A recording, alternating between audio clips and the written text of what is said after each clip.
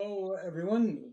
Good evening, ladies and gentlemen. We're just hopping on here to do a short podcast tonight because Michael has something important to take care of within the hour, and I have other things I'm taking care of as well. However, I wanted to specifically come on today because I have three things I want to rant about. I'm limiting it to three things today. First off, I have to ask you a question, Mike. Is Morning Joe a retard or just a propagandist? Do you know what that idiot said on MSNBC on his show? Who's Morning You know Joe? what I'm talking about? Morning Joe, Joe Scarborough. I don't listen to him. Oh, no, nobody listens to him really, except Which morons. is he on? MSNBC. Oh, well, that settles it. Anybody in it's that fiction. section It's is a a fiction channel. moron. Yes. Yeah. He must be a moron. Guilt by association. Do you know what this asshole said? There goes our R rating. First of all, I have a lot of respect for assholes, but go ahead. He actually said that because he was complaining about all the cuts and everything, and he complained and told his audience of 35 that Americans did not vote to cut wasteful spending. Yeah. They also didn't vote Musk in. So that's another thing. Supposedly, when you create a new department, then there should have been previously a vote to determine who was going to be in charge of it, even before it existed. Wait a minute. First off, we were told this was going to exist. One. Two, Doge is just a renamed version of a program started by, guess who? Barack Hussein Obama. Yes. Okay? A digital something or other. We've renamed it. And because Obama started, not Trump, all the attempts at the Democrats to do away with it are going to be futile. Let me stop there for a second. I got rid of one insurance that I was using, UCC something or other, which is for carry insurance, and I got rid of Netflix. Why? Because I was not utilizing them. Okay, I have a more affordable insurance, which is U.S. Law Shield, and the thing is that I no longer feel that I need two insurances. So, as a private citizen, I got rid of those two things to cut down wasteful spending. So I'm going to have to think and say that I'm in agreement with cutting down wasteful spending. Now, nobody told you to do this, right? You just did it on your own because it's common sense. Doge actually inspired me to do it. Okay, that's cool. 1 second. Sure. Hey, son, I'm on the podcast. Can I call you back at 7? I love you. Bye-bye. 10 minutes. 10 minutes. Oh, you don't have to wait till then. All right. Well, then do it. Well, I'm trying, but you keep talking. You are trying. My patience. All right. The next thing I was going to complain about is the electronic voting machines. It's been proven that they are more expensive than using paper ballots like we used to. And I remember for years, until we started using these electronic machines, you knew who won an election by the next morning at the latest. Usually you knew that night, but sometimes the next morning. If there were problems and there were recounts had to be done, it might take a couple of days. But it never took 2 months, 3 weeks, 5 weeks, 7 months. No, never. But with the electronic machines, which are supposed to be faster and more reliable, they're not, and there's no paper trail. They don't keep the paper trails. In fact, there are 5 countries in Europe. Germany stopped using electronic machines in 2007 because it was costing too much money and because they were not as reliable and they were worried that there were no paper trails. The Netherlands stopped using it that was 2009. Netherlands predated that in 2007. They stopped using it also because it was less efficient than paper ballots. Ireland in 2009 also said, no, we're not going to go with this because 1, it's too expensive. 2, it's unreliable. 3, there's a security risk. Okay. Finland, same thing. 2008, they said, no, we're going to stick with paper ballots. And the UK in 2016 said, no, we're going to except for certain what you call it situations like soldiers who are overseas and so forth. No, they're not going to use electronic ballots. They're going to use paper ballots. And Norway and France also the same thing. They were concerned with a lack of paper trails. Therefore, they didn't ban electronic machines, but they are not using them. Okay, and will not use them. Meanwhile, our nation, our people here have to use these machines, which are unreliable, way too expensive, don't give us an immediate result like they're supposed to, and are far more expensive than the paper ballots. You can probably store the entire population's votes on this thumb drive or whatever you want to call it. Yep. USB drive. The thing is that digital can be manipulated, and It probably has that's been. my biggest problem. The thing is that people like Ryan McKenzie, who was running for, I believe, congressman in Pennsylvania, who I was fortunate enough to meet, he was just one of the people that was telling everybody, you need to bring your votes in as mail-in votes, okay? And I think the primary reason was that with this flood of votes coming in, it's difficult to manage all of them if you want to steal a vote. But if you can grab this, you've got all the votes. So as far as I'm concerned, although digital is faster, but in a corrupt world, nothing wrong with using tried and true methods, and you can always cheat, okay? But the point is that let's make it difficult for them. Yeah, in fact, there was somebody, I don't know if it was out in Arizona or if it was in Georgia, where the woman in charge of the Democrat in charge of the voting machine there, she allowed the codes to access the machines to become public. Well, yeah, another problem. Anybody could have gotten in there and hacked them. Also, there were claims during the last two elections that, the machines are not connected to the internet, yet there were people who went in and proved no. I'm getting into it right now in real time. And you're saying they're not connected? They are connected to the internet. They shouldn't be, but they are. Well, the thing is that you need a closed loop system. And if you're going to use the internet in order to transfer the information, it could be hacked. Yes. Okay. Now, the thing is that in, I believe, Philadelphia, they were technicians that accessed the machines with thumb drives and then left, and we don't know who they were. So thumb drives may have been to record what was going on till then, or may have been to change what had gone on. In Arizona, they asked to inspect the routers that were used because they wanted to make sure that they were routing to the locations because they store their information, and they were denied access to those routers, which, for forensic purposes are essential. Yeah. I mean, what was the other thing I thought of? Okay. It was proven. It was proven also in certain areas that they showed it in real time. They taped it where a vote was cast for this candidate, and it was switched over to the other candidate, mainly from Trump to Biden in 2020. Well, that happened in a lot of places. If you look at the 2020 trending pattern, there is a rate that happens in regards to the votes, and you see it's following this trend. After 10 p.m., all of a sudden, all of the votes become Biden. 500,000 votes become Biden, and almost none of them are for Trump. Yeah. So the thing is that if you talk to people that study these kind of mathematical phenomena, it's a smoking gun as far as they're concerned. Yeah, it is. So let's go on to the next thing. Okay, the next thing I want to is the RINO Republicans, the establishment Republicans in Congress. They are proposing budgets that are going to be even worse than what we've had. They're claiming, or apparently that they're going to use the money that's saved by Doge and put it in the budget for future expense.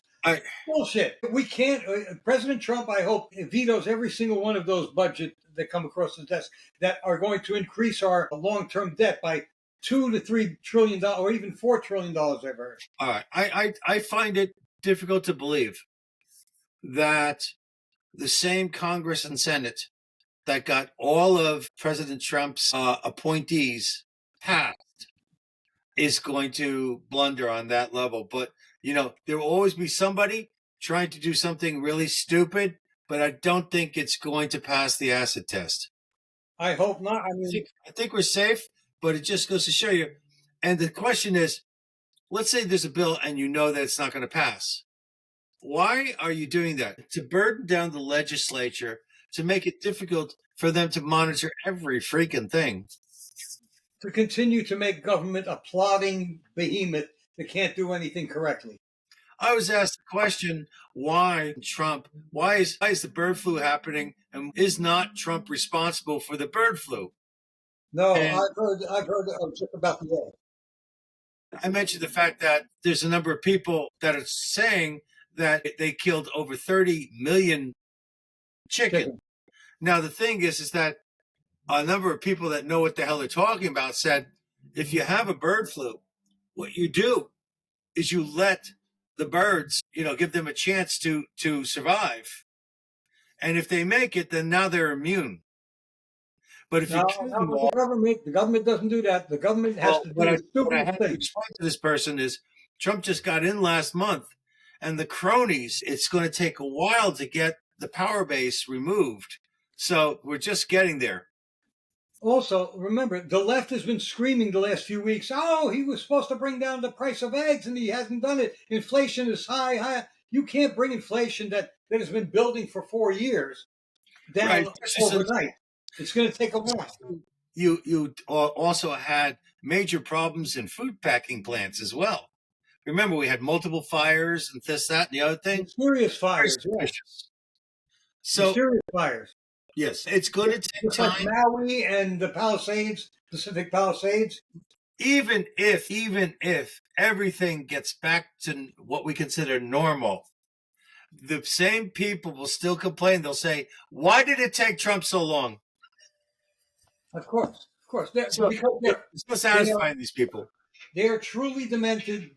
Trump derangement syndrome is really an illness. Okay, it is a condition. It's a syndrome. When I see these people talking, when I see these total assholes all over doing everything that they do, and you look at people in countries that are less civilized that have just raised their people in a brutal manner, I start to think sometimes, you know what? Maybe those assholes at the World Economic Forum have a point. Maybe it's not that there are too many people on the planet, but there are too many stupid people on the planet. There was a video Those are the ones that they want to keep. There was a video that I watched about why intelligent people why do intelligent people get tricked into believing lies? And the answer is, the more intelligent you are, the more you can create a rationalization to justify the lie. Yeah. So the thing is, if you're motivated outside of your critical thinking, let's say you got a girlfriend. I've been there. Let's say you got a girlfriend that you want to keep happy, and she's on the left. You're going to try to make her as right as possible, especially if she can make a little sense here, a little sense there, and you fill in the pieces, and you don't question it. So the thing is that intellect, it can actually, people that are not as smart sometimes cannot be tricked, because if they've been taught right, then they're not going to fool themselves into creating the mental illusion that. Plus, they've been the butt of a lot of lies and scams and so forth throughout their lives. So they're a little more wary. Okay. Anyway, that was what I had to rant about tonight. I mean, you have anything else you want to talk about before we go? Let's see. Let me think, because I was just going to let you pick the spots. I do have one more thing. Go for it, then do it. It's not a really good thing. It's the American dad joke, the old American dad joke of the day. What did the Kentucky Derby horse say when it fell? Jesus, this is really stupid. I've fallen and I can't giddy up. Oh, shit. I guess people have to know about the lifesaver thing to appreciate that. Yeah, that was All right, that was a useless waste of time. That was. But they all are. So I was talking to some people, and I've been passing this joke around, telling them they have to get some suntan lotion because if they don't, you're going to get a sunburn in this golden age. So I've been telling people that. Yes, I wear a MAGA hat from 2020, which gets a lot of attention, and I have to admit, people are. I think I'm getting more hits than I did in the past. I think I'm getting on an average about 3 to 4 a day instead of 1 or 2. So that's a lot. So and complete strangers. yeah. So it seems that Pennsylvania is in good shape, and everybody's happy about Kash Patel. And this is what I want to talk about. The oh my God, old Fox newscaster that's got his own podcast now. Yeah. No. Hannity? No. No. More recent guy. Jesse? No. Oh, you're talking about Tucker Carlson. Yes, Tucker Carlson interviewed this gentleman, and he was talking about how the Russian Orthodox Church has been under fire and how the state is destroying that church and actually gave away 1,500 buildings that they possessed. They're eliminating it with a basically government-driven religion. And if you listen to this podcast with Tucker Carlson about this religious terror in Ukraine, you will absolutely, beyond any shadow of a doubt, despise Zelensky. He's a bigger monster than I thought he was. He's a piece of shit. And when Trump called him a traitor, he was being polite. Well, Zelensky, apparently Trump and Zelensky had spoken, and Trump had talked about how the United States wouldn't mind defending Ukraine and so forth, but we had to get something in return for the $200 billion we've already spent. So we wanted to get precious metals, not everything, but a percentage of the precious metals or the precious metals themselves. And Ukraine would benefit also monetarily. Yeah. But then after they talked, and after Trump announced something about the minerals, Zelensky went around saying that, no, there's no deal. There was no deal made, and so on and so forth. So I saw what's his name? Marco Rubio, the Secretary of State, explaining what happened, why the administration is against Zelensky now, because he's gone back on his word, and he really has no, he doesn't have any standing really. And remember, Zelensky was installed by the CIA. That Victoria Nuland, that fucking cow, she installed him. Right, and the thing is that he's not a legitimate president. No, he is a dictator, as Trump said, because he did what you said he's doing to their churches. He's not only a dictator, but he's responsible for the torture and murder of Orthodox priests in Ukraine. So he's a murderer. So he's I didn't know about filling his pockets. See, all I thought it was a guy filling his pockets, which is bad enough. But the thing is that he's also responsible for criminal actions that have to do with harming innocent people. Well, I was under the impression that he was had his back up against the wall and he had to do what he was being told to do, because there were a lot of times when he would appear to be drunk. Okay, what? Yep. He would appear to be drunk. And I thought maybe what the heck is that?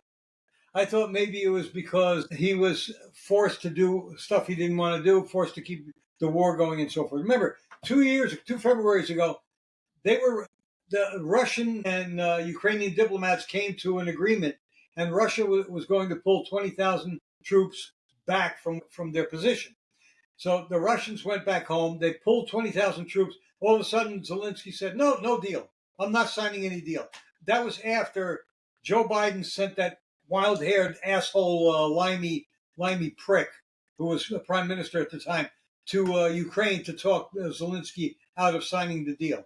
He was speaking for NATO, which has become nothing but a corrupt military installation now. Okay, institution. Oh, wait, the bell. I think it's time to leave NATO. So, We spend more than half of what NATO. if you watch the Tucker Carlson interview with this religious leader, I'm going to have to watch that. I'm sorry, I don't know the name of the guy because I've never heard him before. But the thing is, if you do that, you will become infuriated like I did. So I think I'm good for tonight. Yeah, me too. I was just looking for that thing about. Well, I can't find it. Anyway, okay. Thank you for tuning in, ladies and gentlemen. We'll see you in a few days again. In the meanwhile, we're hoping that you keep enjoying the golden age.